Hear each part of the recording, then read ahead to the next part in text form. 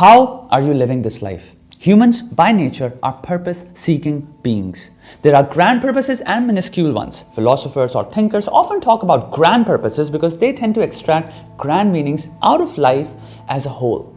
You do it all the time too. When you talk about your value, your worth, you kind of condense your everyday, second, minute into one larger meaning, as if we always had one or two goals. But that's not the truth. You at the same time are fulfilling several purposes backed by biology, genes, desires, influence, environment, childhood, basic wants and needs. That is why life becomes complicated.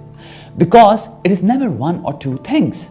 Although we humans, when we tell our life stories, we make them about one or two grand things, as if all the hours and days were consumed by those one or two things alone. To be honest, it's novel to do so. We like novelty to be attached to our stories because we are thinking beings. We have a strong liking for drama and fiction. And because of that love, we want our lives to sound like a fictional story full of ideals devoted to grand purposes. And that is all in all the job of a true philosopher or a thinker, to help you become an inspiring tale or story that gives fiction a run for its money. But in wanting our lives to become a great story, we tend to focus less on how to do it and more on how amazing it will be.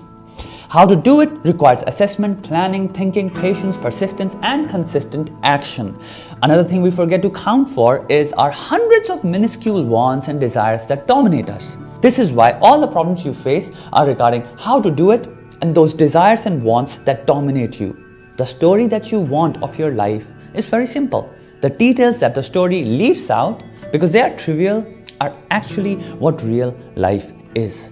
That is what you live with in every passing moment. How? And actions produced by human desires. Now this shouldn't really be that big of a problem, but it is because of a thing called time. Time puts an expiry date on everything, and expiry dates are never put in compliance with your consent. You have to adjust, fix, and prepare yourself for them. They don't give a shit about you. And it is the existence of expiry dates that makes life a game, because it creates real wins and losses. So basically, we have three problems. 1, less focus on how to do it and more toward the story. 2, unchecked desires that dominate us, our real life and our actions. 3, every dream, opportunity, and goal has an expiry date. So, considering all aforementioned, what is the reality of life? You are a prisoner of time. It keeps you in a place called now. But time is not your enemy, so it gives you a choice. Either choose momentary happiness in now or use now.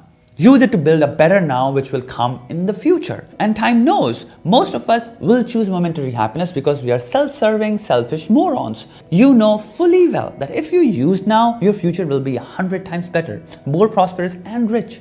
But you still choose momentary happiness, failing to see the irony. Your self-serving attitude of keeping yourself happy in now is directed against yourself in the future. You, by treating yourself every day, are actually destroying yourself at the same time. Who's going to live that future? You, the same you I'm speaking to right now. The great population that we casually refer to as laymen, mediocres, nobodies, they're all individuals that had dreams just like you, wanted their lives to become that grand story as well. They failed to do that. Your reality is now, the moment in which you are always stuck. Is that moment occupied by overthinking caused by your desires, actions taken by those desires, or by the consequences of the actions you took?